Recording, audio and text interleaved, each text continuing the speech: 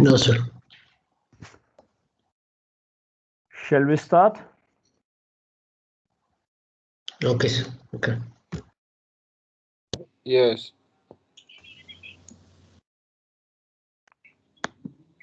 Yes, we can start. Okay, today I'm going to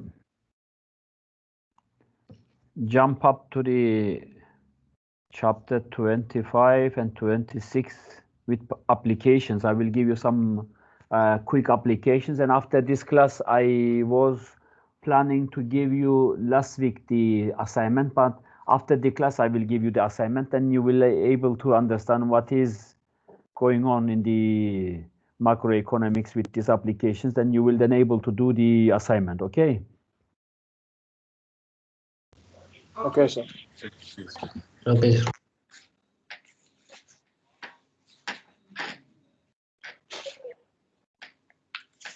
Okay, you have already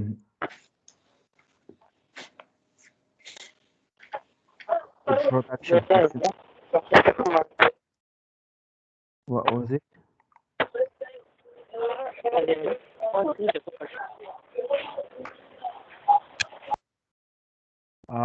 You have to switch your mobile because I can hear you. Okay, the production function, as you know, it is the curve which is related with the factors of production and the output. It is started from the origin and goes up with a nonlinear curve to the maximum point, and it turns down. It is inverse U-shape somehow. The available production technology determines how much output is produced, and from given amount of capital and labor. As you know, the capital, labor are the most important components of the production, or factors of production are four, but we are mostly using in the models with capital and labor. Due to this reason, we are limiting our let's say applications and models with capital and labor. These are the most important parts which is affecting and changing the output. And from this point of view, you are observing the given amount of capital with labor will create some output, and the economists express the available technology using this production function. As I have mentioned to you, in front of the equation there is A. A is the amount of the technology which is in process with the capital and labor, and with this will be then output affected. As much as the available technology is increased and faster and modern and newly used to technique introduced to the model, then the capital impact of the capital and labor will become higher, which is the productivity. You are going to enlarge and increase the productivity by increasing this in the system. The equation states the output is a function of the amount of capital and the amount of the labor, as I said to you, and it is affected from the available technology.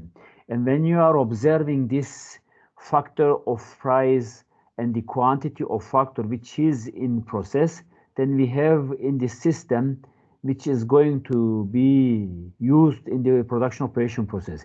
The distribution of national income is determined by the factors of price or factor prices, and factor prices are the amount paid to the factors of production, the wage for the workers earn, and the rent for the capital which is going to be used in the system.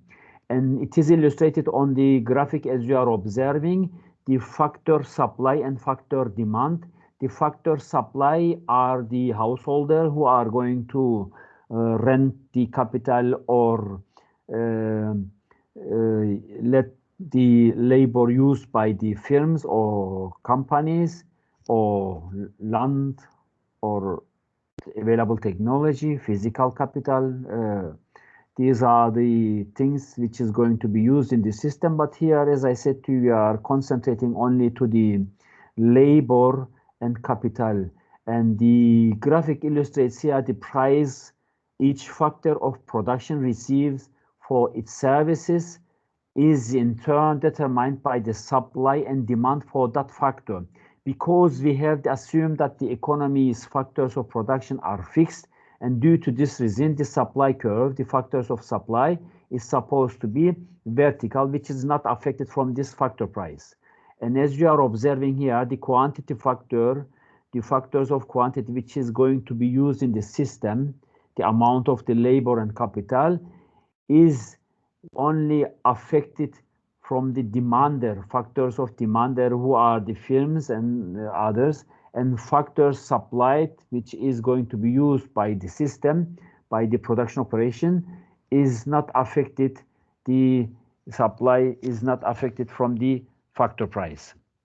And the intersection of the downward sloping, as you know, the downward factor demand means as much as the quantity of factor is demanded, the factor price is supposed to be reduced. This is the reason why the wages is reduced, or this is the reason why the capital amount is expected to be reduced. The cost of price of the capital or cost of price of the labor is supposed to be reduced as much as lower, and then the demand capacity will be enlarged.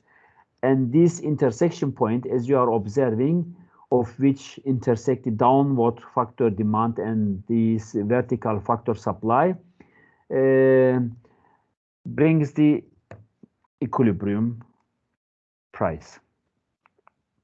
The goal of the firm is to maximize profit. As you know from our former lectures, firms are profit oriented, and we are living in a world where profit oriented firms and companies are trying to enlarge and increase their capacity for bringing more profit and revenue and resources to their businesses. And profit, therefore, becoming the center point of this class, of this chapter. It is very important to understand the production function is mostly dependent to this profit maximizing process. The profit is the revenue minus cost. It is what the owners of the firm keep after paying the cost of production, and the revenue equals to price of this production or produced goods and services will be multiplied with the output, with this produced goods and services will then equal to the revenue, and the cost of this production is dependent to the labor cost, which is the wages, and the amount of the labor, which is represented with L, and this also for capital similarly applied on the equation. R is the rental cost, which is the interest rate or real interest rate, and K is the amount of the capital which is credited or loaned or borrowed from the financial system. And as you see, the profit here is equal to the revenue minus cost. So-called cost-benefit analysis is always done in this direction.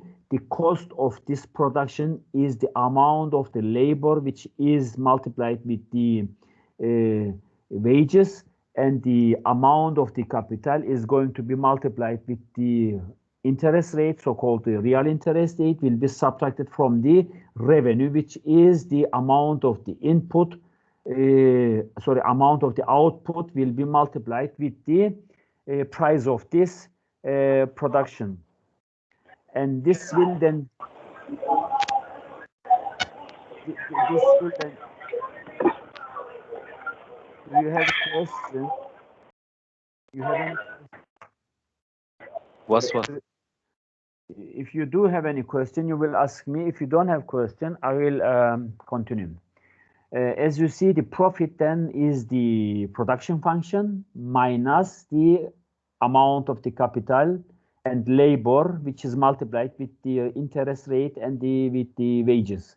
will be subtracted from this production amount, or so-called the revenue, and the difference between this revenue and cost of these production factors will give you the profit.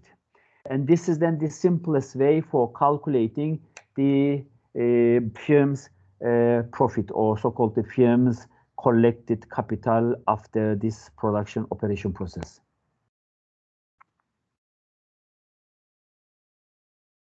The firm's demand for factors of which marginal product of labor and marginal product of capital will be separately now introduced to you. We are starting because marginal product of labor and marginal product of capital is bringing very important contribution to your knowledge. And as much as you are understanding these two concepts, then you are able to manage and exercise your knowledge.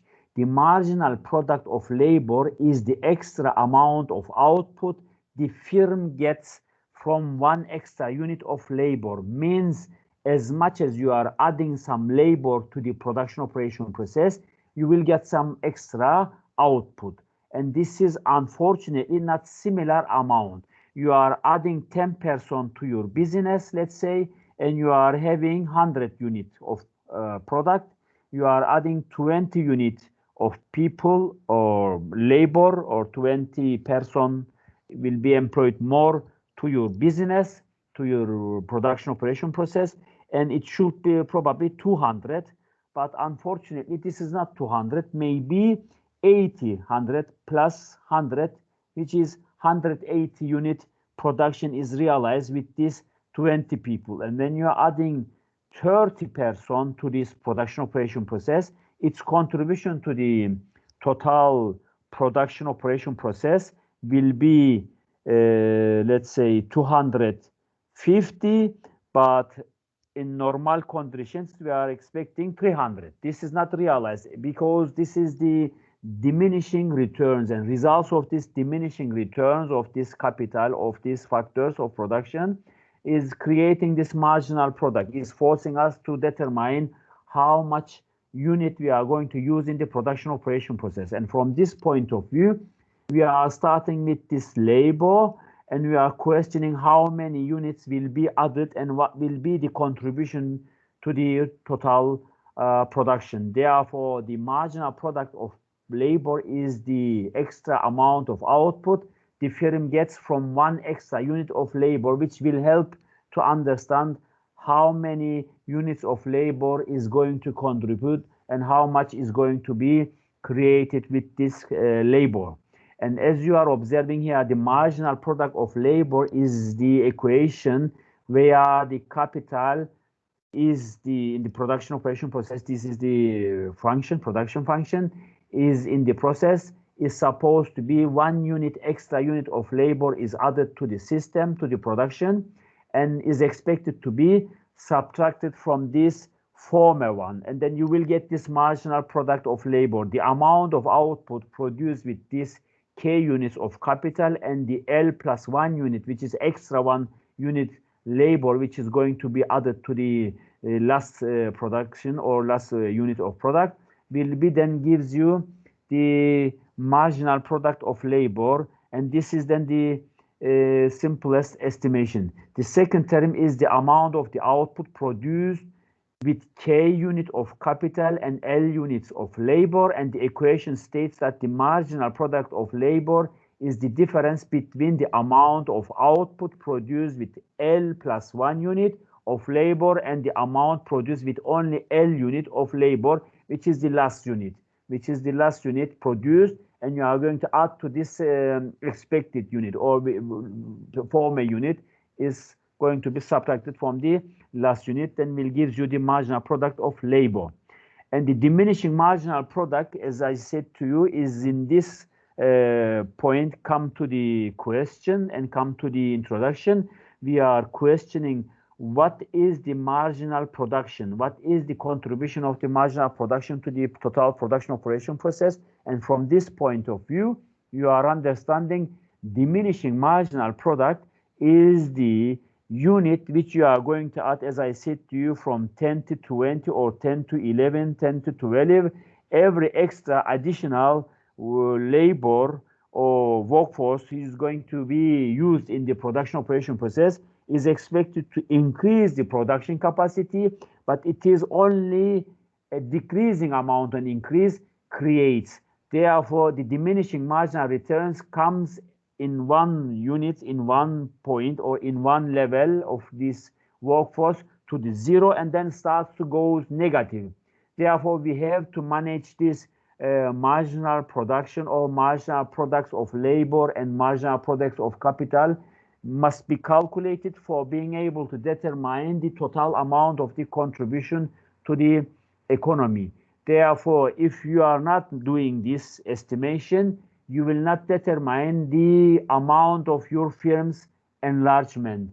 You want to enlarge and become bigger in the market, maybe, but the results of this diminishing returns or diminishing marginal products is giving you a negative profit and is causing you a negative some assets, and this is then not good for your business. And most of the firms who are startup to the economy, who are starting their businesses, they are startup businesses, is evaporated in 2 years or in 5 years because they don't do this cost-benefit analysis regularly, and they are trying to enlarge when the market is regularly enlarging and expanding.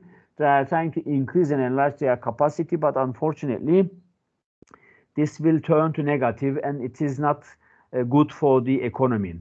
In a given example, a bakery hires more labor and it produces more bread. The marginal product of labor is the amount of extra bread produced when an extra unit of labor is hired. As more labor is added to a fixed amount of capital, however, the marginal product of labor is falling. Therefore, as I said to you, as much as you are adding this to the total production operation process, is in diminishing returns, is in decreasing amount of increase, and results of this decrease or reduction in the economy, you are not able to manage your performance, and you are not able to calculate if you don't do these calculations or estimations regularly for being able to understand how your firm's performing, whether it is good or not.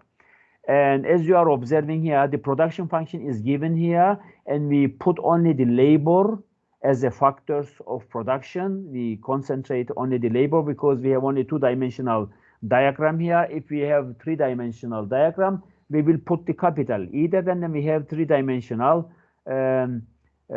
expression. But we have here the 1 unit labor estimation, and the output is also represented. Because, as I said to you, we put simplest form for being able to understand and estimate this impact. And as you see, as much as you are adding the labor to the output, or you are using labor for producing some reasonable goods and services, so-called the output in the production operation process, is decreasing. The vertical line represents the units production or the output, so-called the produced goods and services, and the horizontal axis represents the labor here. And as you see, the labor amount which is joined to the production operation process is similar, is same. But when you are increasing and enlarging your production function towards the optimum level, towards to the upper position, the marginal production of labor is decreasing. As you are observing here, in the beginning phase of this output is very high, but as much as the by time goes, your output as your labor increase is not responding similar level, and it is decreasing. And as you see in the third level of this, the slope is very low, and the slope is becoming flatter to the x-axis, and the contribution of the output to this or responding to this labor, which is similarly realized, or similar unit, similar amount of labor is contributed to this production operation process from the first level to second or third level, is very, very low. As you see, in the beginning phase, it was almost similar, but when in the third level or third phase we are concentrating, the contribution of the additional labor to the total amount of produced goods and services is very low, and you are seeing the vertical line is almost very, very small. You can see it. And when it is going to the maximum, it becomes 0. Therefore, you have to determine this production function regarding to this labor and output ratio of factors of production, so-called labor and capital, or impact of labor and capital to the output. As much as you are enlarging your output, but your labor is decreasing, sorry, as much as you are increasing your labor and capital, but your output is decreasing, then it is problem, because you can maintain the similar contribution and you can maintain the similar level of output as much as you are enlarging your labor capacity, or you're increasing and enlarging your labor usage in this production process. Due to this reason, it is not acceptable to maintain your progress and development at the same level, because as much as your firm's enlargement realize, you should understand this will create problem to you, because the contribution of the total labor and the total contribution of the capital to the production operation process is decreasing amount of increase realized, which we call this marginal rate of output and input is not similar. The contribution of the labor, marginal rate of labor, or diminishing labor and diminishing capital is in the subject, is in the issue, and this will then negatively affect and decrease the output. Therefore, diminishing amount of output while you are using the similar amount of labor and capital is problem for the economy. And from this point of view, we have to manage this at that level where we are having the maximum profit, because we know that the profit is the core concept in the production operation process, because world is a profit-oriented planet, and we are trying to enlarge and increase our profit as much as we are using the factors of production in this direction. The factors of production, as I said to you, especially that we are using now the labor, the marginal product of labor to labor demand is decreasing, as I said to you, and from the marginal product of labor to the labor demand, when the competitive profit maximizing firm is deciding whether to hire an additional unit of labor, it considers how that decision would affect the profit, because you are understanding the delta profit as it is given in the below part of this slide, is the delta revenue, which is the differentiation of the revenue between the former and the last, and the differentiation of the cost between the former and the last, which will gives you the total amount of the profit for this company in the additional unit of labor you are going to use in the system. And the increase in the revenue from additional unit of labor depends on two variables: the marginal product of labor and the price of the output. Because as much as you are increasing your labor and your cost, you are expecting the prices also shifting different level. Because an extra unit of labor produces marginal product of labor units of output, and each unit of output sells for per dollar, so-called currency, the extra revenue is supposed to be price of this produced goods will be multiplied with the marginal product of labor, which is going to give you the amount of the revenue for this additional unit of labor. And the extra cost of hiring one more unit of labor is the wage. And the change in profit will be then represented, as I mentioned to you, delta profit, the differentiation of the profit between the last and the former, will be equal to the delta revenue, which is the differentiation of the revenue between the last and former, which is, of course, calculated with the price of the product, is going to multiply it with the marginal product of labor, which is the additional contribution of this labor is estimated, will be subtracted from the delta cost, which is the wages. Therefore, when you are wishing to estimate the marginal product of labor and its contribution to the profit, this formula will be enough for using in this direction. And how much labor does the firm hire is in subject now. Then we want to know where is the stop here, where we have to stop to produce, what is the problem, and when we are going to hire some more extra additional labor to our company, to our firm, then we have to determine where to stop. The firm's manager knows that if the extra revenue is price of the product multiplied with the marginal product of labor is supposed to be higher than wages. If it is so, then you are expecting to get some profit, because as you are understanding, revenue become more than the cost. And we are expecting, if your revenue, your collected capital from the market is higher than your cost, is giving you a space for collecting some profit. And since it is so, then you are understanding the manager continue to hire labor until the next unit would no longer be profitable. This means the unit, the marginal product of labor, falls to the point where the extra revenue equals. Means as much as your revenue is equal to your cost, then you have to stop. You have to give up producing, or you have to hire. You didn't hire any more person to your company because you are on borderline. If you employ one more person, this will turn your profit to negative, and by time you start to reduce your profit and you become negative resources and negativities in your company, and this is not good. Therefore, as much as the revenue equal to the cost, which is the price of this product, will be multiplied with the marginal product of labor, is supposed to be equal to the wages of this employee, then you are having no problem at this level for production operation process. For maximizing this profit, then you are understanding your revenue should be higher than your cost, which means your wage, which is going to be paid to the employee, will be lower than this revenue, or your price multiplied with this marginal product of labor should be higher than this wages paid to the workforce, and there is then no problem until you are reaching to the equal points. And after this, where you are having negative, where you are having less revenue than wages, than cost, then you have problem.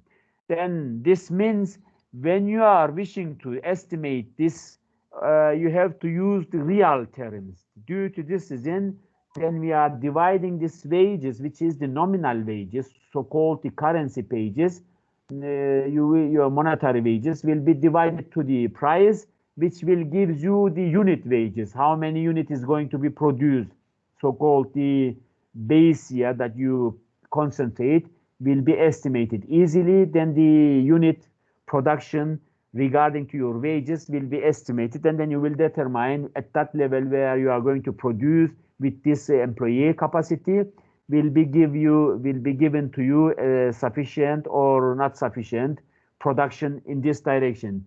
Due to this reason, we are expecting the marginal production of labor is supposed to be equal to the real wages, and real wages, as you see, is W divided P, which means the nominal wages will be divided to the price, and this will then give you the amount of the unit which is produced, and this will then easiest way for estimating the simplest calculation for estimating your expected cost and benefit. From this point of view, when you are using these real terms, then you don't mess any problem for your company. As you are observing on the graphic that we are illustrating, the marginal product of labor is inversely proportional. As much as you are enlarging your labor and the unit of labor is decreasing amount of unit of output. This means the marginal product of labor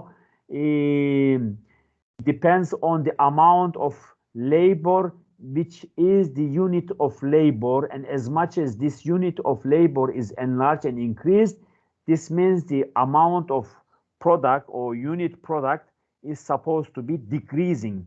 And since it is so, then we are understanding the marginal product of labor curve slopes is downward because the marginal product of labor declines as much as the unit labor is increasing. As enlarged the unit labor you reduce your output. And this is then the problem for the companies. The firm hire labor up to the point where the real wages equals to the marginal product of labor, as I mentioned to you. And this schedule is also firm's labor demand curve. And as you are observing here, when you are reaching to the tangent to the or intersect to the labor, where this wages divided to the price of these units, then you will get the marginal product of labor, which is multiplied with the price in zero or in equal level. Then this will then gives you the so-called the minimum point of production for this company. The marginal product of capital, when we are looking to the other part of the parameters of this equation for the production function, we are observing there is the capital, because the one is the capital and the other one is the labor. Since we exercise the labor on this equation, then we are going to put to the other part of these parameter or these factors of production to the equation, for being able to understand the impact of the capital to the production operation process to the output. The marginal product of capital or the capital demand, then the firm decides how much capital to rent in the same way as we are deciding for the ABD as we introduced to you in the labor. The marginal product of capital is the amount of extra output the firms get from an extra unit of capital, holding the amount of labor constant. From this point of view, you have the similar application as we did for the labor. Then the marginal product of capital is equal to, for the production function, F in bracket K plus 1, which means the extra unit to the capital will be calculated now, which is joining to the production operation process with the labor, will be subtracted from the production amount, which is the last produced unit of production. Then the differences will give you the marginal production of capital. And when we are flashbacking to the former example that or exercise for the labor that we have done, the marginal product for labor was F, which means the function of the production is the capital will be added to the 1 unit of labor to the workforce, subtracted from the production function, will give you the marginal production of labor. As you see, it is similar application, but in the first one, you use the labor, and in the second one, you use the capital additional unit to the capital, and additional unit of labor is considered and evaluated in this direction. And now we are evaluating the capital now to see how it is affecting and changing the economical impact of this marginal product of capital to the whole system. The marginal product of capital, thus the marginal product of capital is the difference between the amount of output produced, which is represented K plus 1, which means the extra unit of capital will be added to the system to see how it is responding and changing the total amount of the production or produced goods and services. That the produce with only K units of capital is question. Like labor, capital is subject to diminishing marginal product, as I said to you, because as much as you are adding more capital to the production operation process, you are not expecting to get similar level or in the first phase or in the second phase level of goods and services. As we exercise in the labor, it is decreasing amount of increase capital responding to the output, and decreasing amount of output is expected to realize as much as you are increasing and enlarging the additional machinery or capital to the production operation process. And from this point of view, revenue from selling the output of that machine minus the machine's rental price, which is the interest rate, will give you the profit. And as you see in the given equation in the slide, delta profit, or the differentiation of the profit, which is the means extra additional unit of capital which is going to be considered to the production operation process is in subject, then will be then multiplied with the price and subtracted from the revenue, which means, sorry, rental cost of the capital, which means the interest rate or real interest rate. Therefore, this will then gives you the difference between this, will gives you the additional profit to the company, to the firm, while you are adding one extra unit of capital to the production operation process. Then we are asking what is the maximum profit. Then again, when we are concentrating to the capital, the firm continues to rent more capital until the marginal product of capital falls and equals to the real rental price, which is the real interest rate, as we did for the labor cost. You remember it was P multiplied marginal product of labor was equal to the wages, and here it is equal to the rental cost of this capital, which is the real interest rate or the interest rate.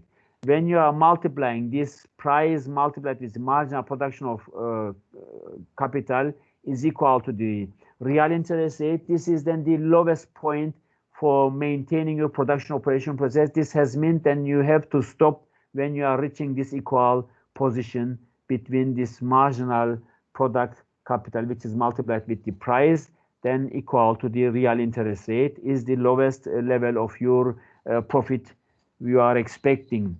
And the real interest, real rental price of capital is the real interest rate, and the rental price measured in units of goods rather than in dollar, as I said to you. And this is then the interest rate, which is going to be paid to the financial system, so-called the banking sector. When you are using more capital, you have to pay more interest. And as much as you are increasing your capital usage in the production operation process, this will become more cost, or this will cause you more cost to the production operation process. Therefore, as much as you are increasing your production cost, you are expecting lower profit. And from this point of view, we are questioning the economical impact to this production process, which is concentrated only with the labor and capital, as many growth model used this labor and capital only. The income that remains after the firms have paid to the factors of production is then the economic profit of owners of the firm, and the real economic profit is supposed to be output, so-called the Y, will be subtracted from the marginal product of labor multiplied with the L, or so-called the wages, minus marginal product of capital multiplied with the capital which is paid to the credit that you are using in the production operation processes, and this then will give you the economical profit for this company. And the profit, as I said to you, you have to, as you see here, the marginal product of capital multiplied with capital and marginal product of labor multiplied with L is, of course, replaced with the wages and rental cost of this capital, which is the real wages. Then the profit will become in the form as the revenue minus cost, which is the meaning revenue price multiplied with F in the bracket capital usage and the labor usage will be subtracted from the cost, which is the wages multiplied with the labor minus real interest rate multiplied with the capital. Then this will then gives you the profit, so-called the economical profit will be estimated. And from this point of view, as much as we are replacing this real interest rate, which is divided to the price, and this will then give you the marginal production of capital and the marginal production of labor. When you are dividing to the price, then this will then give you the unit cost estimation or unit advantages, how many units estimated in the production operation process. When you are substituting this with the equation, then real term will become as Y minus marginal production of labor multiplied with L minus marginal production of capital multiplied with K. Therefore, we want to examine the distribution of national income. We rearrange the terms of as terms of this given equation as follows. Y is equal to marginal production of labor multiplied with L multiplied plus sum with the marginal production of capital multiplied with capital plus the economic profit will gives you the output, or will gives you the total amount of the produced goods and services in the economy, which is the GDP. Therefore, when you are using these equations, you can use to determine how many units produced, what is the output, what is the cost of this company, how many capital used, what is the additional unit of capital is going to be estimated, and what is the impact of the additional labor to this company will be easily estimated and calculated. And how large is economic profit is in the question. The answer is surprising. If the production function has the property of constant return to scale, as is often thought to be the case, the economic profit must be zero, as I said to you, because that is, nothing is left after the factors of production are paid, because we are knowing that most of the users of these factors of production are also owners. Therefore, it is supposed to be zero. And the conclusion follows from a famous mathematical result called Euler theorem, or Euler, which states that if the production function has constant returns to scale, then f, or the production function f in bracket k and l, will be then equal to marginal production of capital will be multiplied with the capital plus marginal production of labor will be multiplied with the labor, and this will then gives you equality, where it is supposed to be somehow equally distributed and assumed to be realized in the production operation process. And the accounting profit from this Euler, in the real world, however, most firms own rather than rental the capital, as I mentioned to you in the former slides, because they are not only renting, they are the owner of this capital, and they are using their capital and they are using their labor. And since they are owner of these people and owner of this capital, then the firm's owners and the capital owners are the same people. Therefore, economic profit and the return of capital are often lumped together. If we call this alternative definition accounting profit, we can say that accounting profit will be then equal to economic profit plus marginal product of capital, which is multiplied with the capital. Yes, please. You have question?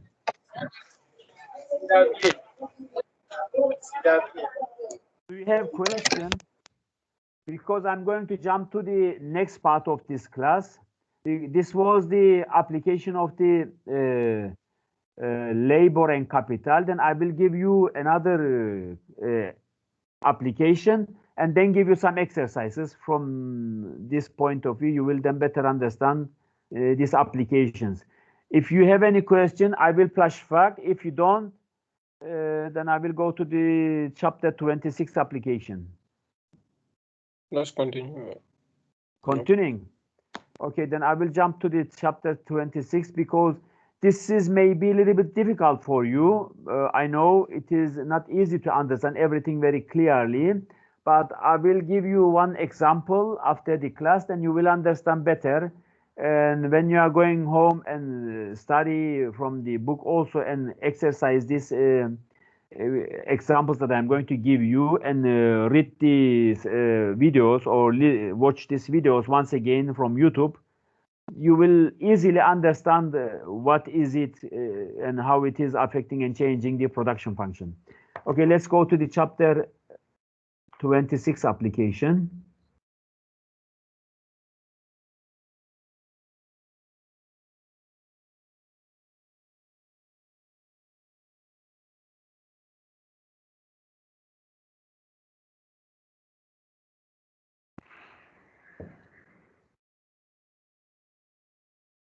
Is coming.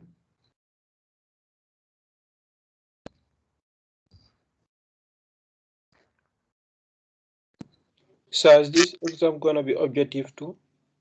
Let me. Is the exam going to be in objective, like multiple choice? Yes, it will be multiple choice, but there will be some calculations also. Like, okay, thank you.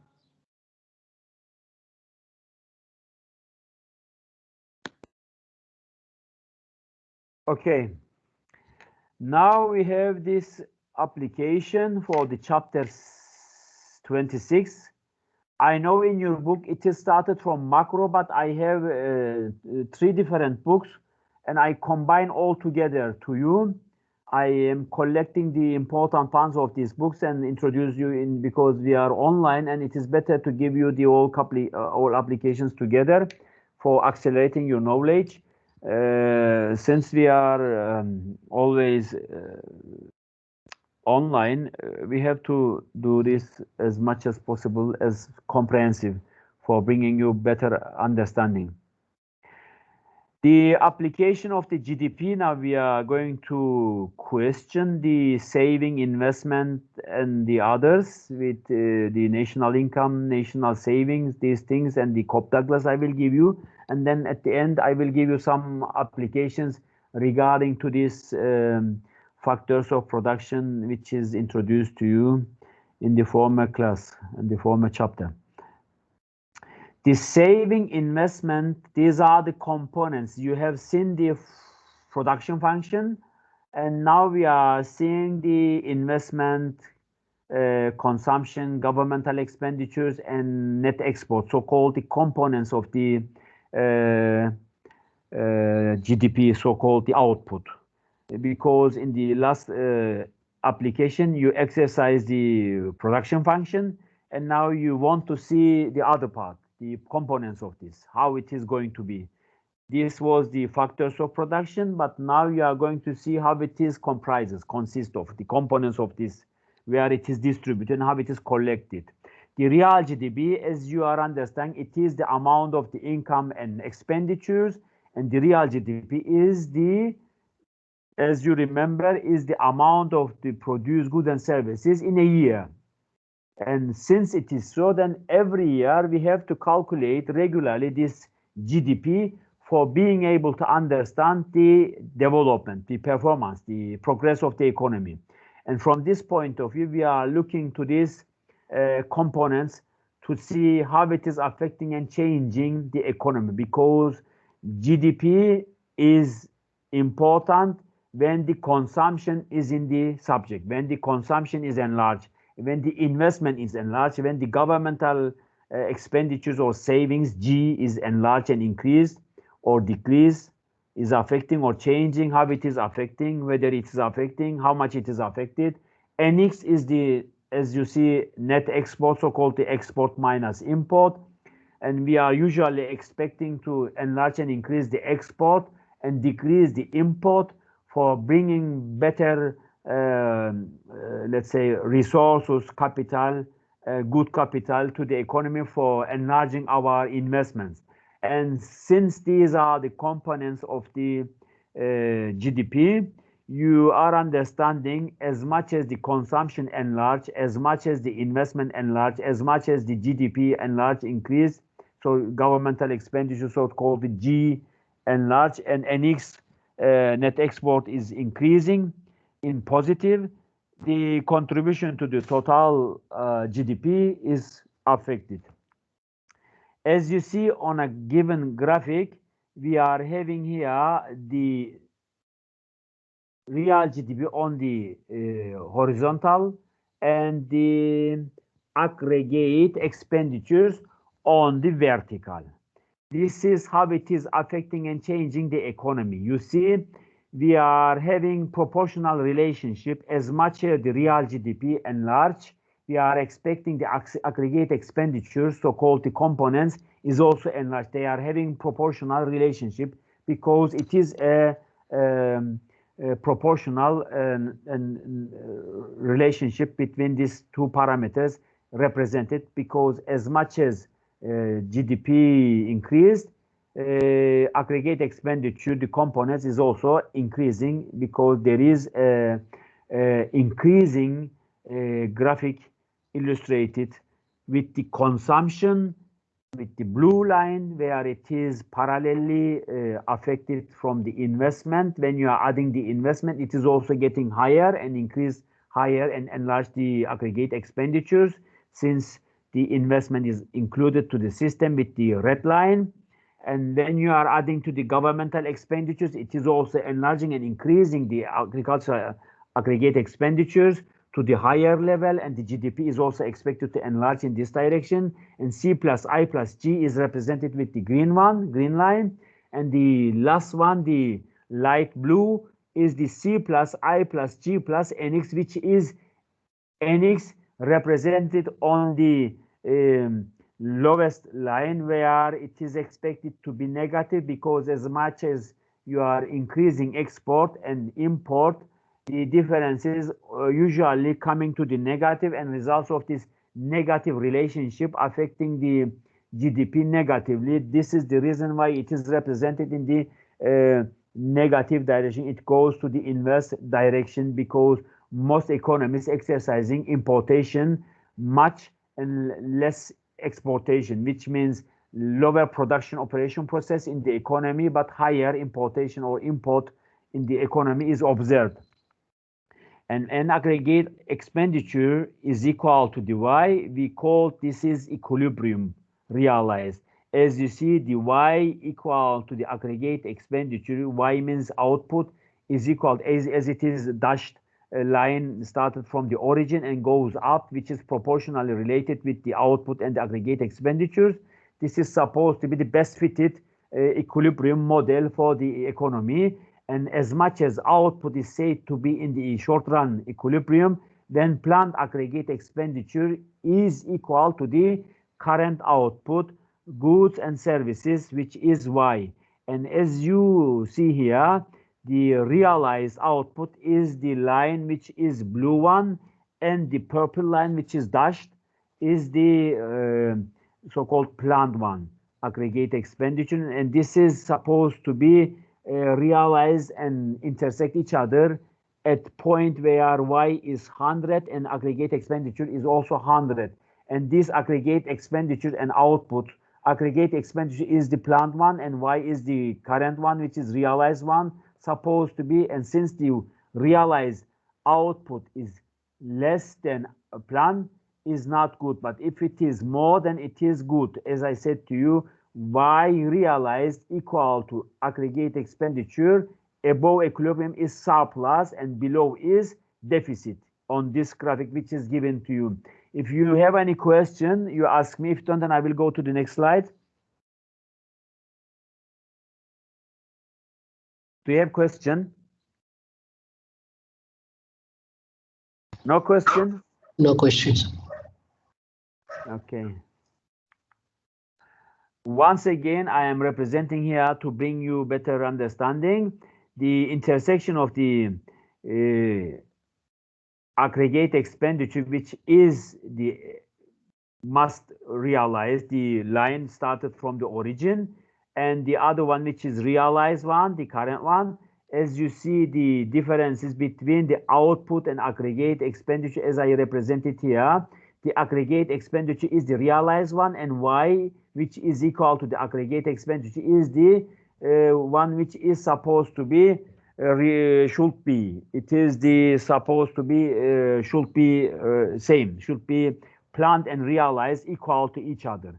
But as you are seeing here, aggregate expenditure is planned one, and as you see, Y is the realized one, and you are seeing here, Y is the intersection of the origin, and aggregate expenditure is the realized one. As you see, as much as the output, so-called the Y, is less than aggregate expenditure, is the deficit, and output as much as higher than the aggregate expenditure is higher after the intersection point, is supposed to be surplus. As I mentioned to you, above this equilibrium is surplus and below this equilibrium is scarcity for the economy. This is the relationship between the real GDP and output. And assumed as a closed economy, one that does not engage in international trade, y is equal to c plus I plus g, which is given to you as a component. Sorry.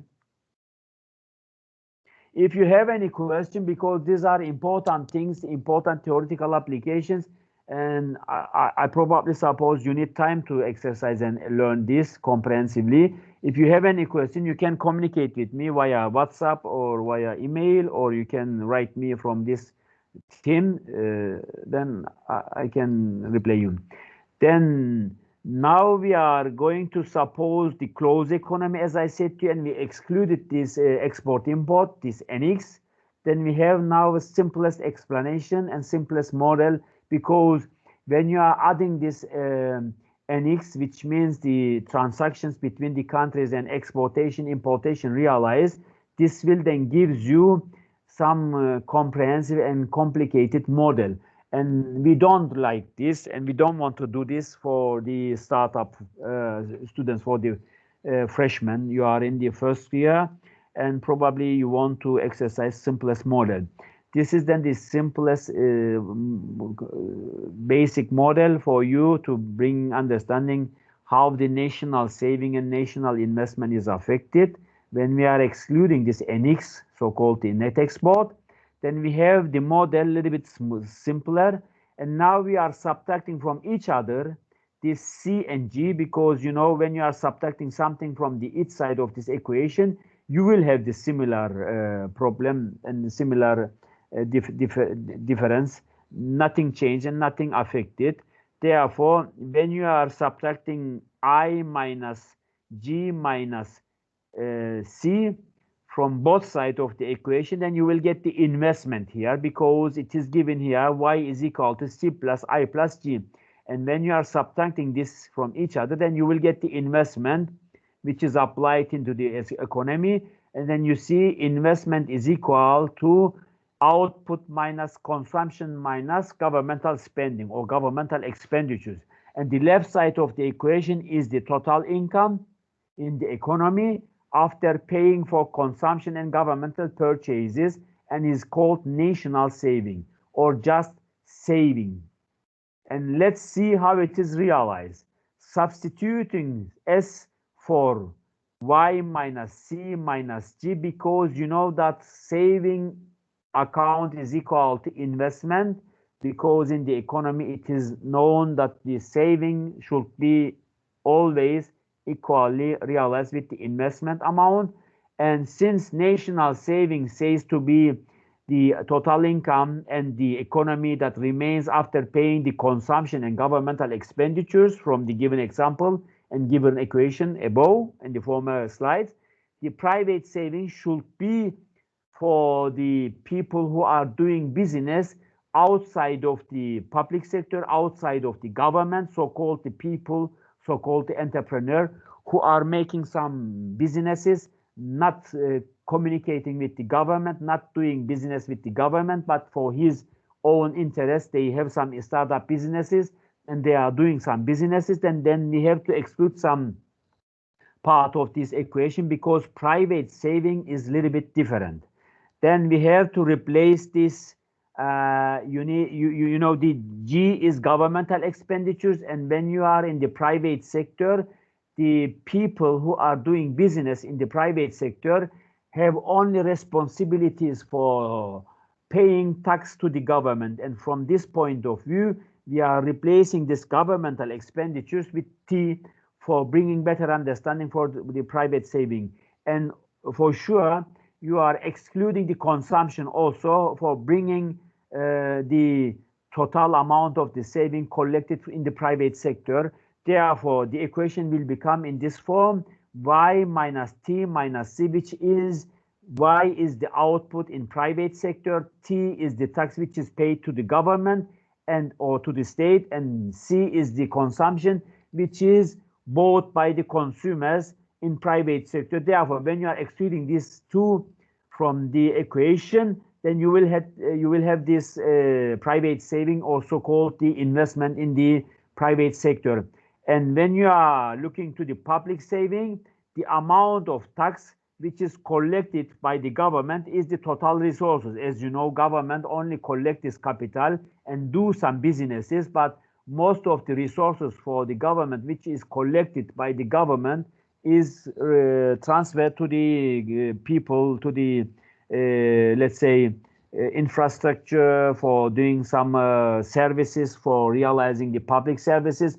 Therefore, this collected tax will be then transferred again to the people.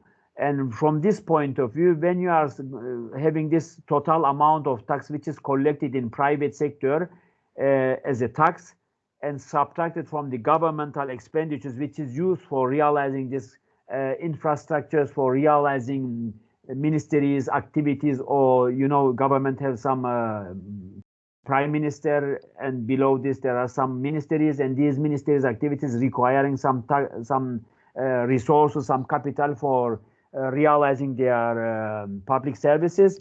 And when you are excluding this governmental spending or governmental expenditures from collected taxes, then you have the public saving. This is usually negative, but let's say it is positive.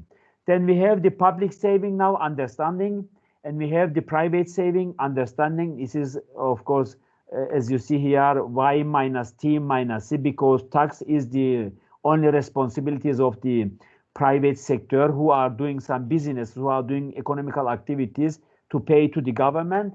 You are excluding the consumption. Then we are coming to the national saving. And national saving is the total collection of the private saving and public saving. The national saving is equal to then Y minus T minus C, and public saving, as you see, is the amount of the total tax minus G, which is the governmental expenditures. Then we are coming to the last part of the national saving, which is Y minus C minus G, which is introduced to you in the former slides as the national saving. Then you are understanding how it is realized from these components. And from these components that we have realized and reached to the national saving, you got the Y minus C minus G as a national saving account, which is going to be used for the saving capital or for the investment purposes, collected capital. And the saving is equal to investment from the economical aspect. We know this. Then as much as you are receiving these taxes and subtracting from the output and the consumption also excluded, and similarly you are excluding these governmental expenditures, you are reaching the total amount of the saving, or so-called the investment, which is in the hand of the government for realizing some business. And this capital is in the banking sector, is in the financial sector, and people using this, either hiring it, either renting it with a higher tax, higher interest rate. People who are savers are also the consumers or the households. They are transferring their capital to the saving sector, to the banking sector, and people who are wishing to collect this capital for realizing some credits for their investments, and they are paying some real interest rate or interest rate, nominal interest rate, and then this capital will be then transferred to the investment again, to the entrepreneurship, to realize some economical activities, and at the end of the day, you produce goods and services will be then transferred again to the system. Therefore, this is a circulated system in the economy, how it is realized, and this giving you the important information about the collection of the capital for the economy, how it is realized and where it is coming. And if in the economy there isn't sufficient savings and there isn't sufficient investment, then the government should find foreign investments, should knock the door of the IMF, International Monetary Fund, or the World Bank, or to the other nations. They are trying to invite the entrepreneurs from foreign countries for bringing capital to the economy for realizing their activities. And as you are understanding, this is very important for the economy to realize some reasonable businesses in your domestic market for reaching to the capital. Otherwise, you are always in the current account deficit. You are always in the negative in the economy. You will have always deficit in the budget, and this is not good for the economy.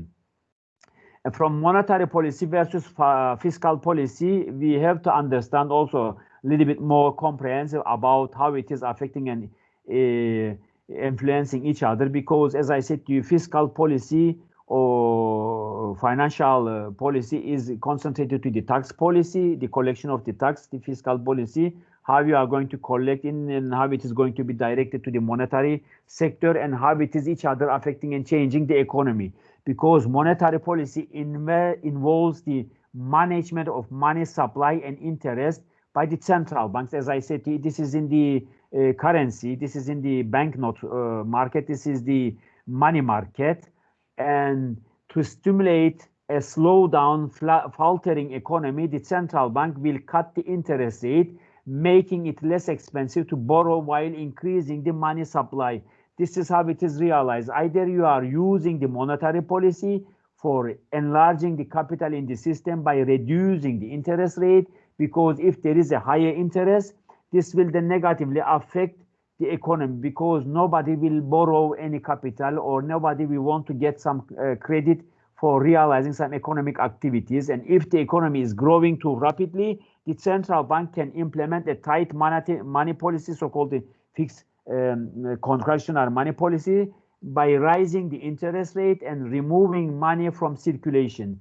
This will then reduce the money supply. As I said to you, if you want to stimulate the economy, you have to reduce the interest rate when you are using money policy.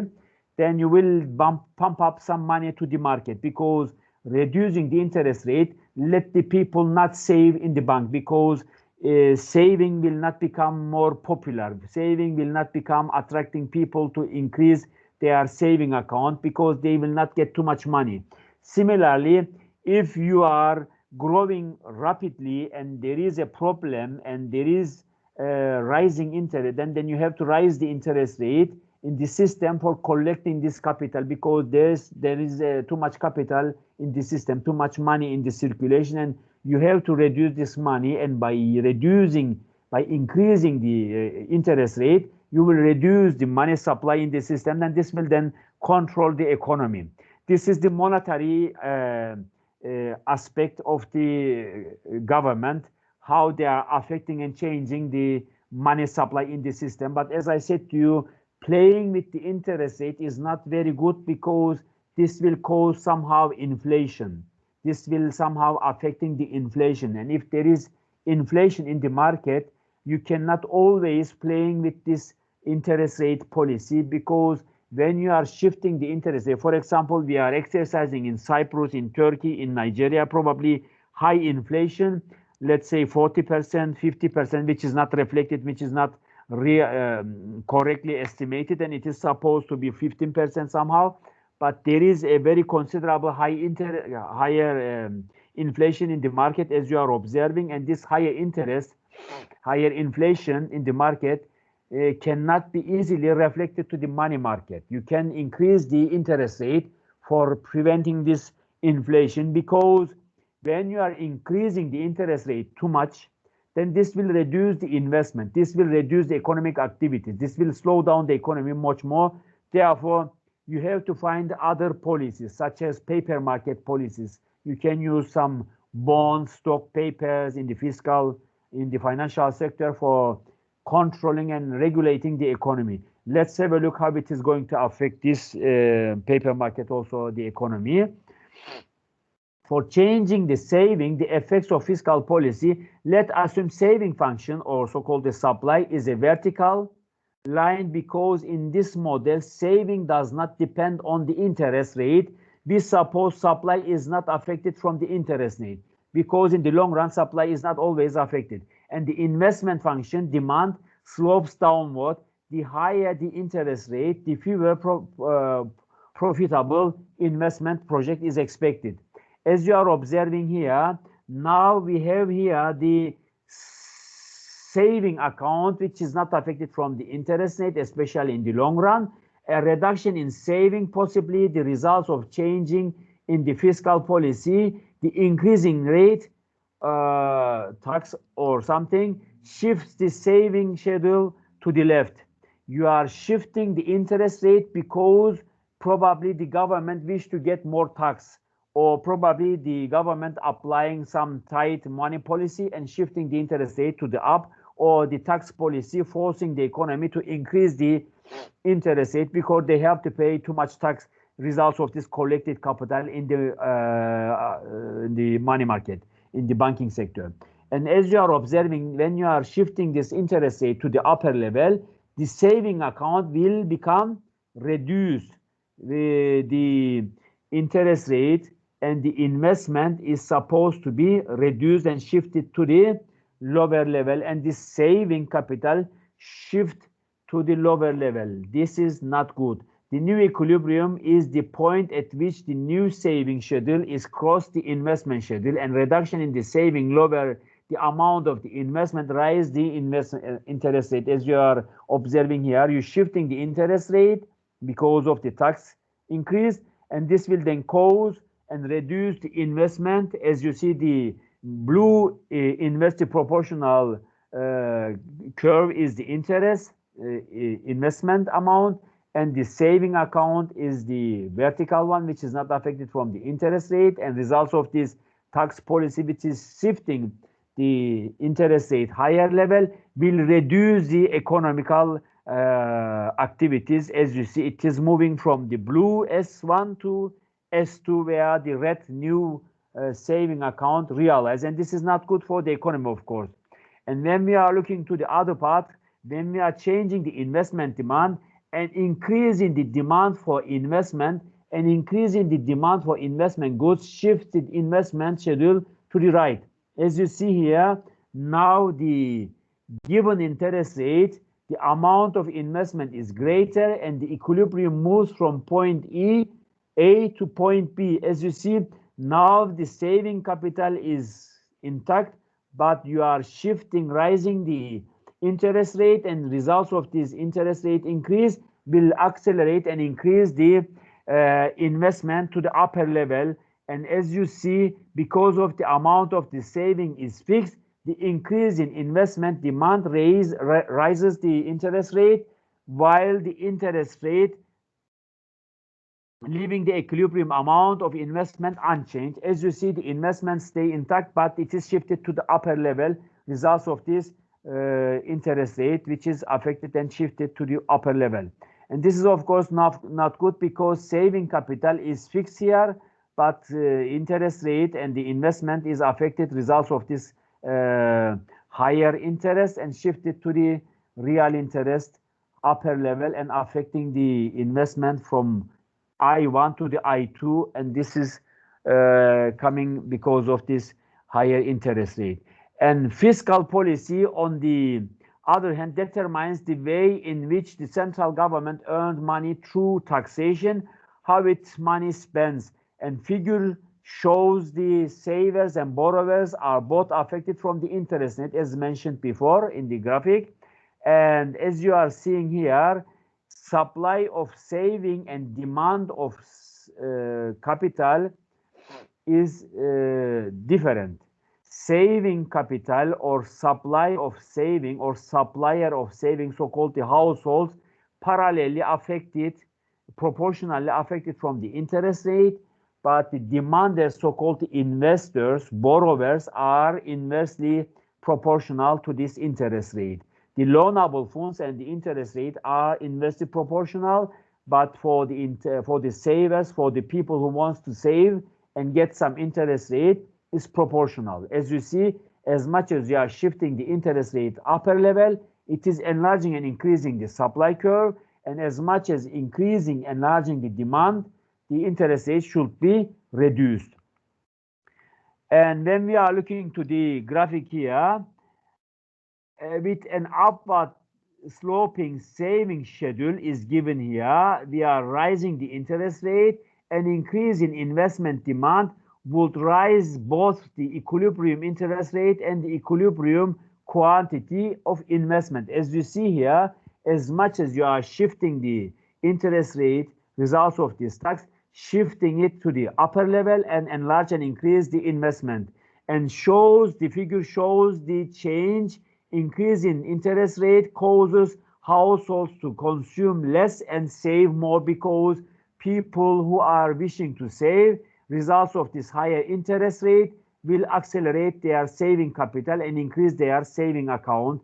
And from this point of view, This will then decrease in consumption and increase the saving, and this then transfer to the investment as you are observing here and enlarge it to the higher level. As you see, the investment level is also enlarged. The fiscal policy application problem here, let's say, much money in circulation and less money in government means budget deficit, because we have less money here and the government needs some budget deficit.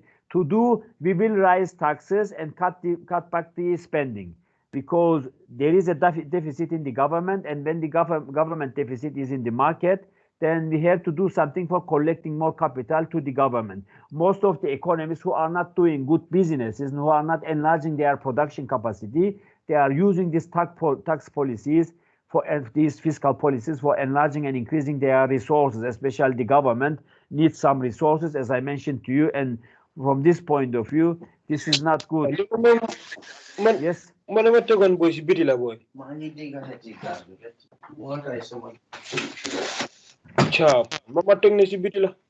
you have question?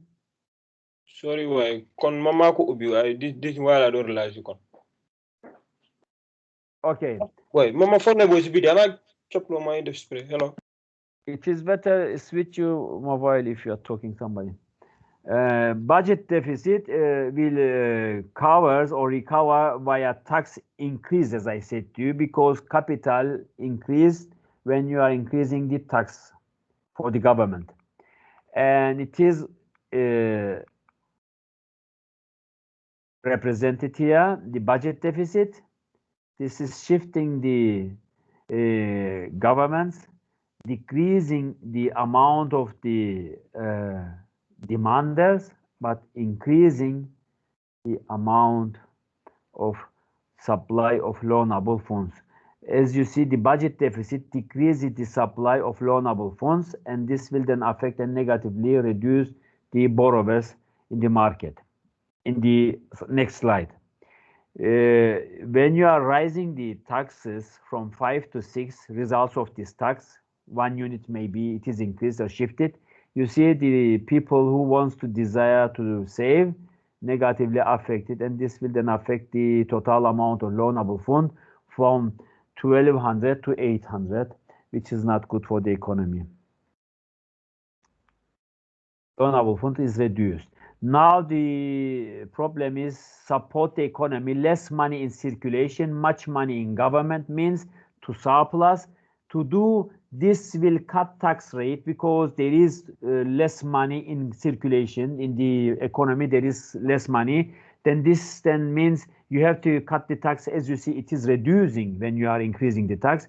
You have to cut the tax and increasing the spending for loanable funds, as it is represented in the figure 3. We are saving capital enlarged through tax cut. You are now seeing the tax cut. Let's see it. This is tax incentives for saving increase and supply of loanable funds. This will then shift it, because you are reducing the tax amount and enlarging the economical activities from loanable funds 1,200 to 1,600. And this is then realized because you are reducing the tax amount, because you want to enlarge the amount of the capital in the system. You want to enlarge the financial system activities, the loanable funds, which is going to be distributed to the investment, to the money market, should be enlarged. And this is then realized by shifting the tax rate from 5 to 4, by reducing the tax rate from 5 to 4, 1% tax reduction is subjected here, and this will then cause some enlargement in the loanable funds. As you see, 1,200 to 1,600 is realized. And concluding remarks, the saving schedule, when we look at the data on interest, real interest rate and investment, what we find depends on which endogenous or exogenous variables are changing. In panel A on the graphic, the saving schedule, panel A is the graphic that we are showing you here. The saving schedule is shifting because of change in fiscal policy, the tax reduction shifting it to the S1 to S2 and S3. We would observe a negative correlation between real interest rate and investment. As you are observing here, there is a negative relationship between this, and the investment schedule is shifting now.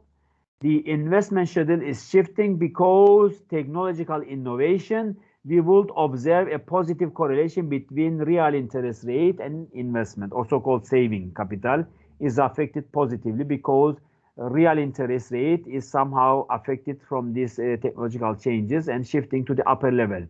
And bilaterally, if each other are affecting, both schedules applied because you know, in the economy, one parameter or one policy is affected. Let's say you are reducing the taxes, but when you are reducing the taxes, the saving capital will enlarge in the system. When you are enlarging the capital in the system, this means the investment will affect it and enlarge.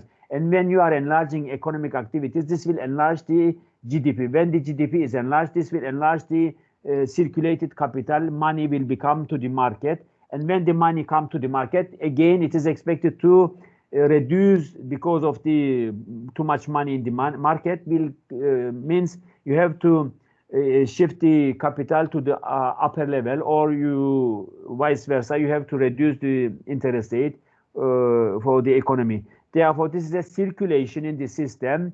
You apply something, but in 1 year or in the following season, you are expecting something happens if it is in the short run policy applied. And from this direction, bilaterally, this shifts from tax reduction or tax increase will affecting and changing the economy because saving capitals, investment bilaterally affected. It is bilaterally observed in the given last slide.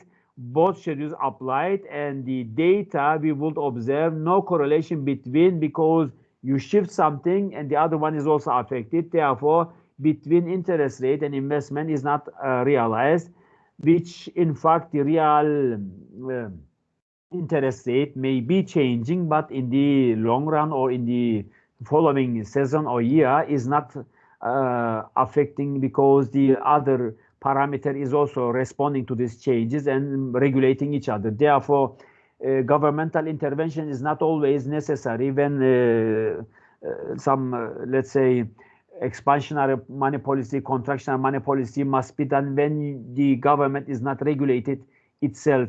You can do something when the government and when the system is not coming into the system equilibrium because some problems, maybe some economical insufficiencies, as we are observing in the corona pandemic, they will affect the economy because the supply is stopped.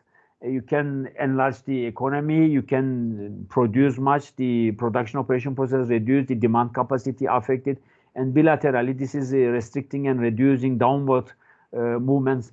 Economy stagnation in the economy must be then regulated as you are observing the governments putting some sanctions, contributing some subsidies, some subventions to the people for maintaining the existing structure. Otherwise, there will be a crisis. There will be economical crisis for the whole, and this is not good for the economy. And fiscal policy is the use of government spending and the taxation to influence the economy. Fiscal policy is said to be tight or contractionary when revenue is higher than the spending. The government budget is surplus. This means money is collected from the financial markets by selling bonds or others. This is then, of course, bond market. And loose or expansionary when spending is higher than revenue. This means then there is too much money, then budget is in deficit. Then this means money is distributed by buying bonds or others from financial markets because we want to enlarge the market. Expansionary money policy, you pump up the money to the system, to the market, and contractionary, you collect the money by selling. Contractionary money, you are selling some bonds to the system, and expansionary, you are buying to pump up money to the system.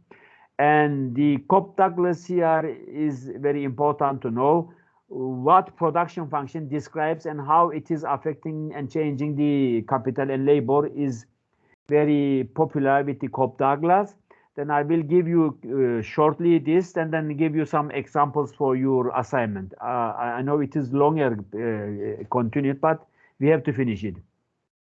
Y is the output and more prosperous out over time is expected. The total income of workers is L, and the total income of capital is K. Over owners of this then will be represented as the MPK, which is the marginal production of capital multiplied with the amount of the capital, is represented A multiplied Y, which is the output, and for the labor is the marginal production of labor multiplied with labor, which is 1 minus A for the Y.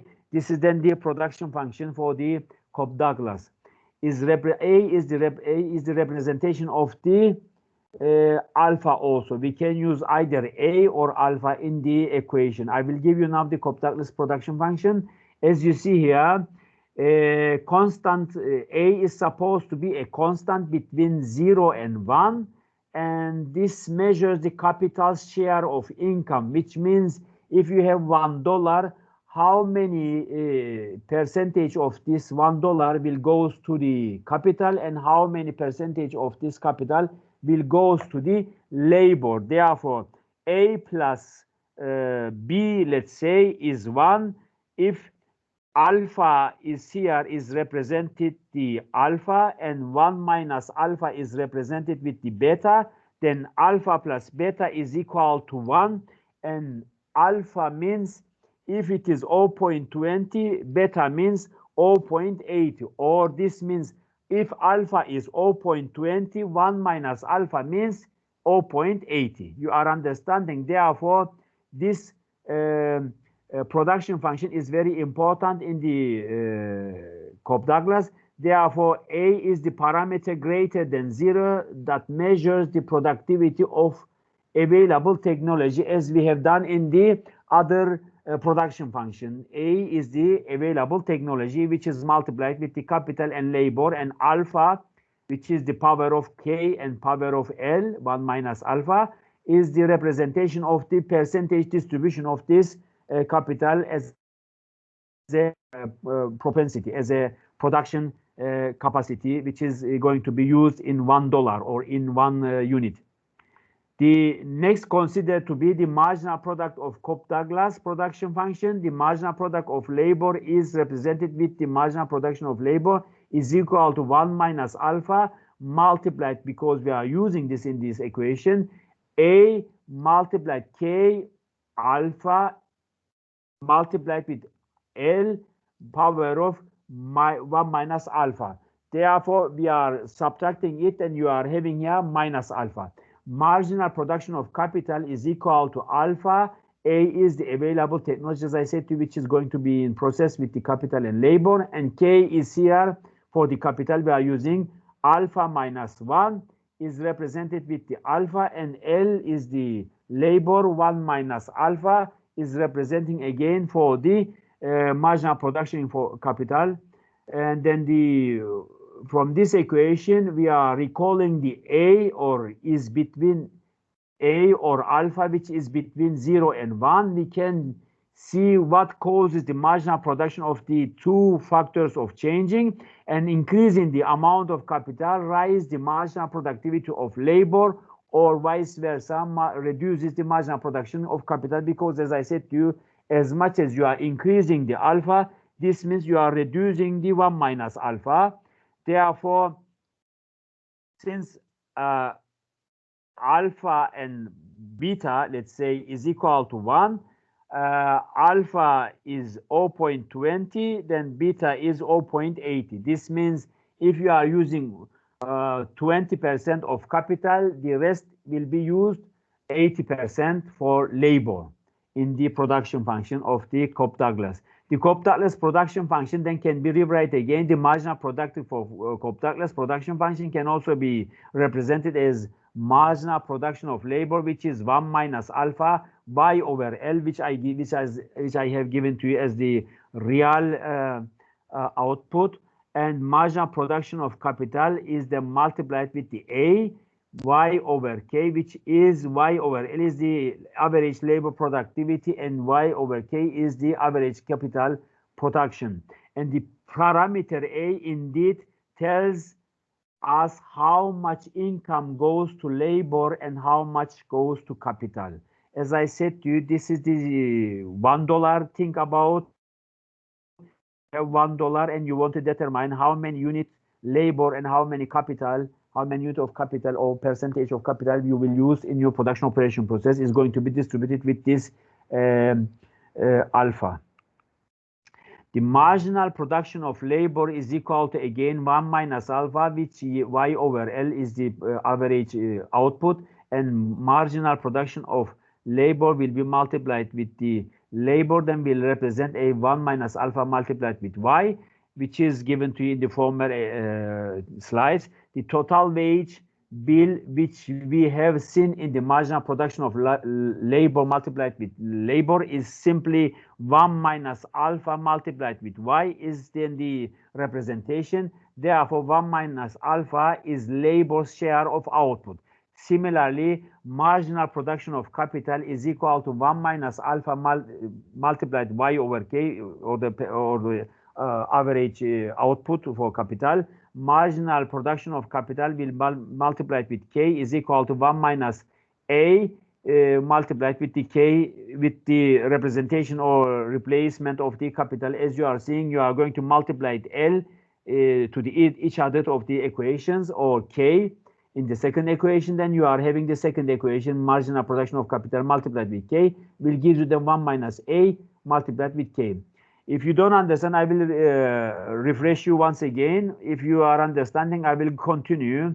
Do you have any problem or do you have any question? The ratio of labor income to the capital income is constant, and then the 1 minus A dividing A is just as the Douglas observed, Cobb-Douglas observed, as I said to you, is the percentage differences between the $1 or 1 unit, which is dividing to the production factors. And the factors share depend on only on the parameters A, not on the amount of the capital or labor. Therefore, Cobb-Douglas concentrated on this share or percentage distribution for the capital and labor. And the Cobb-Douglas production function has also meant the Q, which is the function of the production, is coming to the production. L and K, labor and capital, will be represented with the available technology multiplied with the L and K, with the power of B and A, exhibits the 3 types of returns. As I said to you, now we are putting this alpha with A and B to bringing you better understanding. If the power of L and B, LB and KA, which is the percentage contribution to the economy for labor and capital, then the power of this B and A, if it is more than 1, means there is an increasing returns to scale. If it is equal to 1, then there is a constant return to scale. And if it is minus negative less than 1, then there is decreasing returns to the scale from the Cobb-Douglas.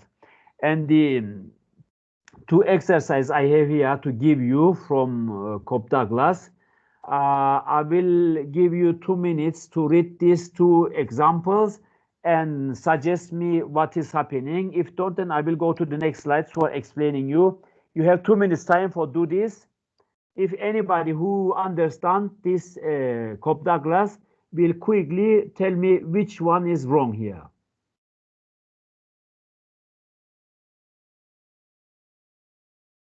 Do you understand me? Yes, sir.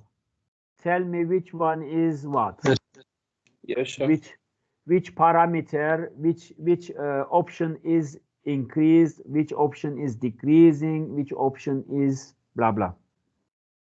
You have 2 minutes time, then I will go to the next slides for explaining you, and then I will give you 1 more example regarding to the former chapter, and then finish this class, and I will upload you the assignment. If you have any question, ask me. Shall I have to go to the next slides? Do you have any question? No, sir. You didn't understand? No, I understand. Shall we have to do the question right now? Yes, you can try to do it and tell me. If you do it, then I will give you 10 points. If you don't, then I will go to the next slide. At least any of these questions should answer by you. If you look this, you have this, then answer this. You look this, Coped Atlas, and tell me what is happening here.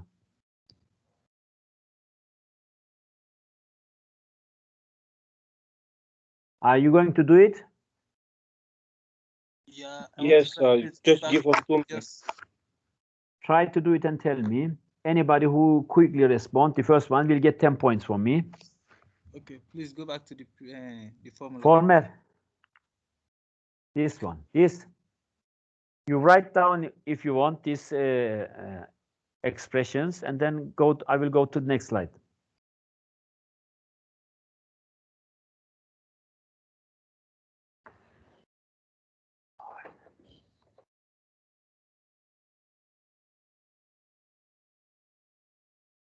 Shall I have to go to the next slide? Do you want me to Yes, go sir. to the next? Can we Yeah. have 2 minutes? Shall I have to go to the next questions? Next slide is you have done. You have written this. Yes, sir. Do this. Do either one or two, anyone. You can do it and tell me. The first one who answer will get.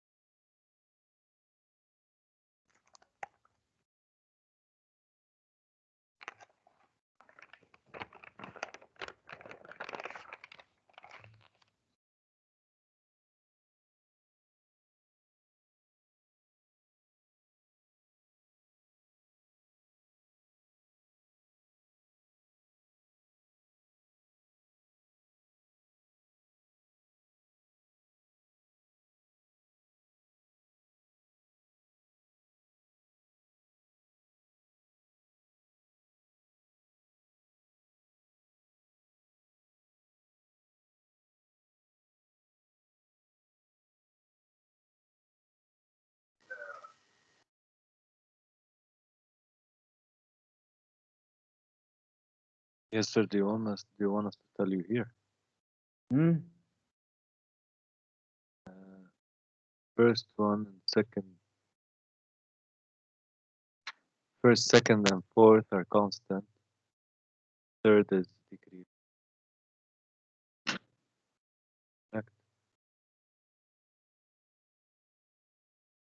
Tell me who is speaking. Ali, Isa. Yes. Tell me you are okay. Tell me the first one, constant. First. Second one, constant. You are talking about the first exercise, isn't it? Yes, yes. Yes. Third Tell one me. is decreasing. Yes. Last Sir, one is. can I have the first one? Last Can I one finish is- talking, Abu Bakr? Yes, yes, yes.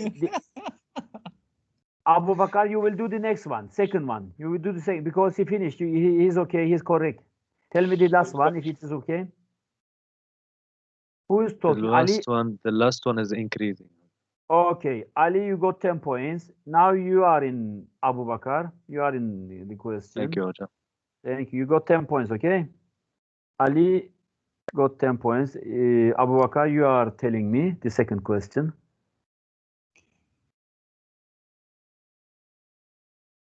Oh, you got the same with the Ali? Yeah, I wanted to answer. Yes, I wanted to say the same thing with Ali, but let me check for number 2. I don't check number 2 yet. Okay, you check the second one because I told the first one who is going to answer will get, and Ali answered the first one. The second one also, you have also 10 points to distribute. Okay. We have 10. Good.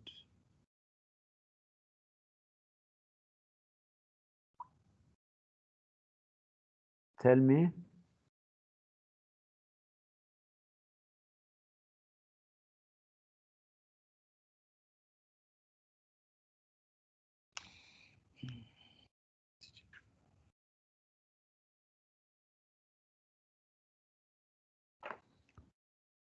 Do you want to tell me? Or shall I have to go on? Because we don't have too much time to spend. 2 minutes. Tell me, anybody, Abu Bakr, tell me. Maybe you are right. The first one, A, is, are you able to see these slides? Yes, let me, the first one is A, which is correct. No, you tell me whether decreasing, increasing, or constant. The first one is decreasing, isn't it?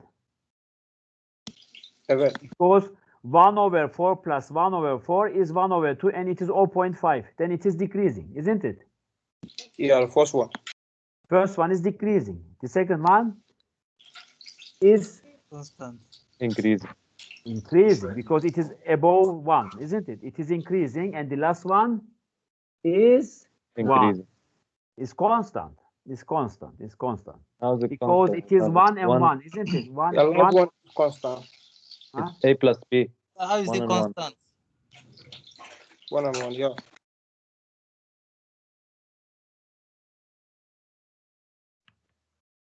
You see? Supposed to be A plus B, which is 1 plus 1. Equals No 2. 1 plus 1. It's 1 and 1. 1/1 is 1. 1/1 is 1 is 1, isn't it? Oh. So the It's last constant. one, can you go back to the exercise? Not the solution, because it's written to what we looked at is the power. Supposedly the power is up the x, so it's x to the power 1 plus x to the power 1. Right?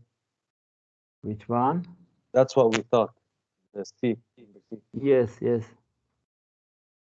Yeah, so what we thought is 2x1 to the power 1 plus x2 to the power 1 is power 1 plus power 1, which is A and B, Yes. right?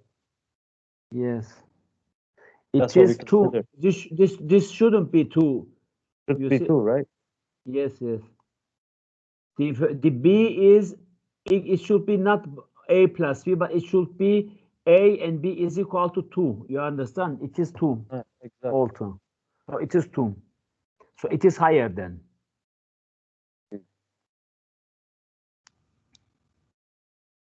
How about question 2? Question 2 is also 1/4 plus 1/4 is 2/4, isn't it? Then it makes 1/2, and it is 0.5, which means less than 1. It is decreasing rate of. You got it?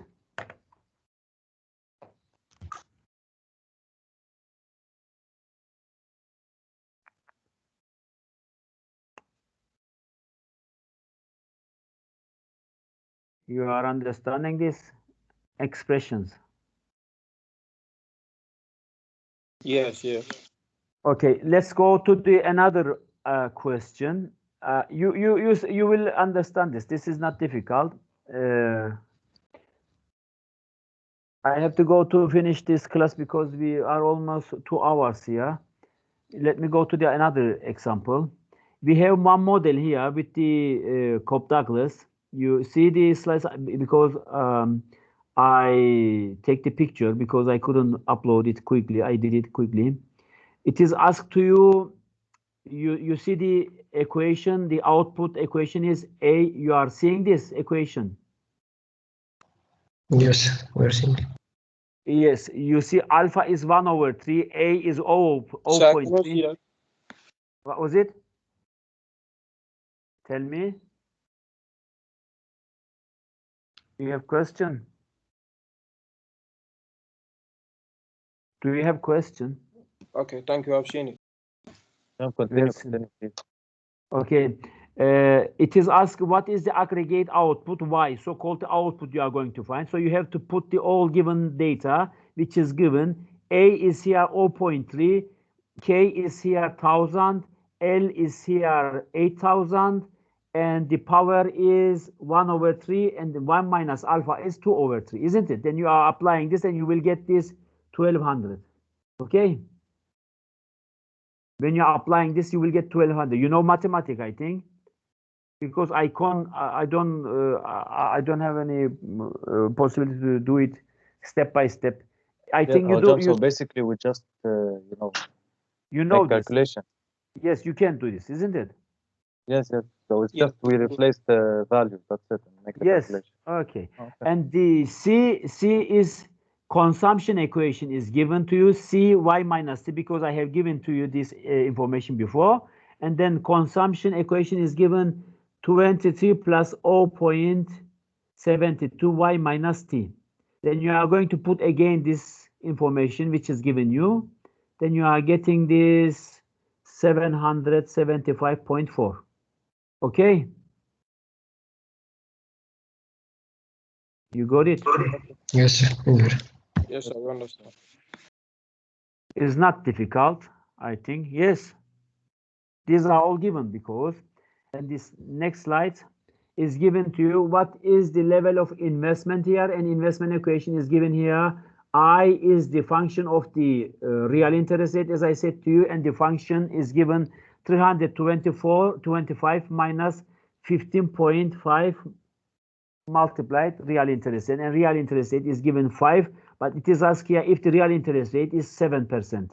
Then you are going to put here the 7 only, then calculate the equation, then you will get 216.5. Okay?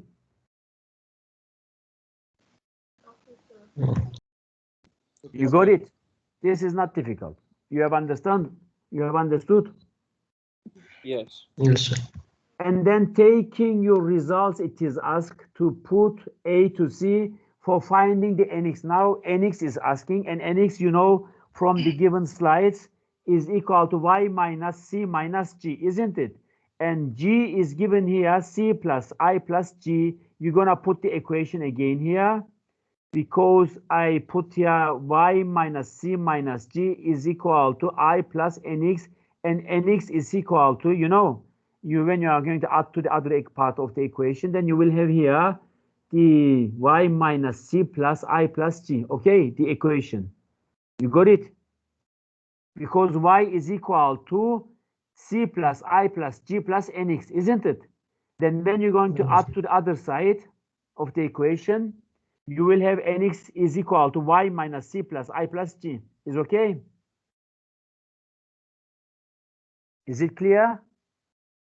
Do you know why? Yes, sir. Yeah. This is mathematics little bit. Then you're gonna put again the numbers here, which is founded 1200 minus 775.4 plus 216.5 plus 220 will be minus 11.9 is the NX. As you see, it is negative again, because net export is always negative. Then it is asked to you to find the public, private, and national saving. Public saving is T minus G. Then this is then 155 minus 220. Then is minus 25, minus 65. Then this private, Y minus C minus T. It is from the equation that given to you in the former slides. 1200 minus 7.75.4 minus 155. Then will be 269.6, and then if you subtract each other, then you will get minus 65 plus 265.6, then is 204.6 for the national saving.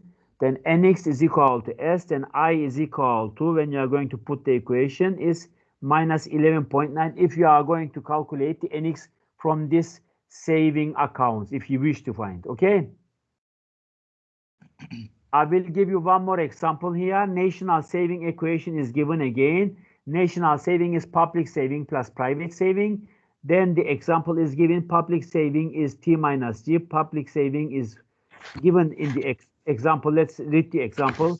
Suppose the GDP is 10,000.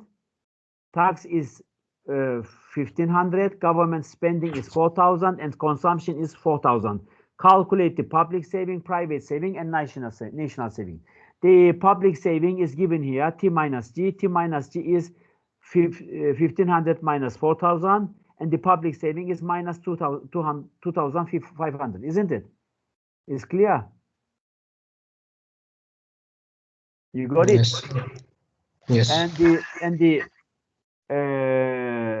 private saving is Y minus T minus C.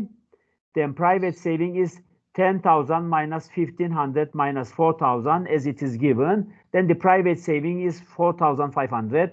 And now we are adding this each other for finding the national saving, because national saving is the public saving plus private saving. And this is the national saving, 2,500 minus 2,500 plus 4,500. And then the national saving is 2,000 only. This was the lecture for today. If you do have any question, ask me. If you don't, then you can, I will upload this after this lecture, some slides for you, some assignments.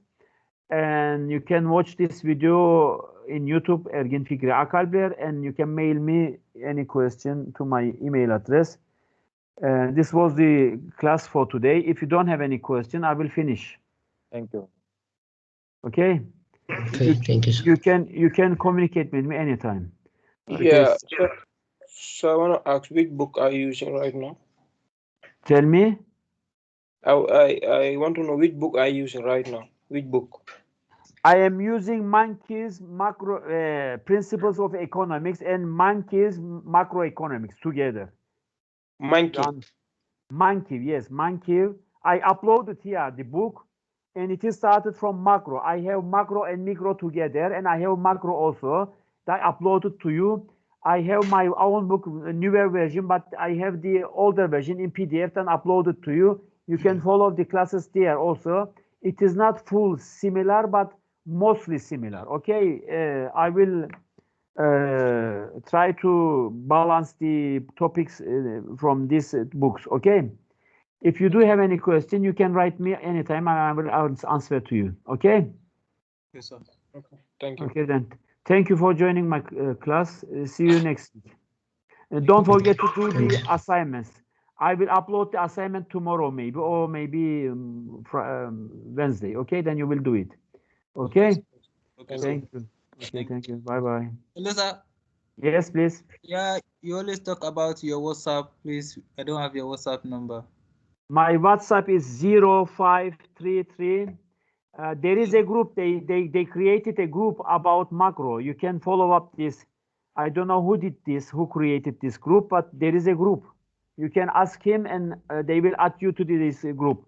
Because I am not the founder of this group, I can add you. But if you want to write me anything, you can write me also from WhatsApp. I will give you my WhatsApp number: 0533.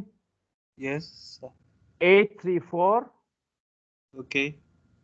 2002. Okay, sir. Okay. Thank you very much, sir. You're welcome. Bye bye. Bye bye, sir.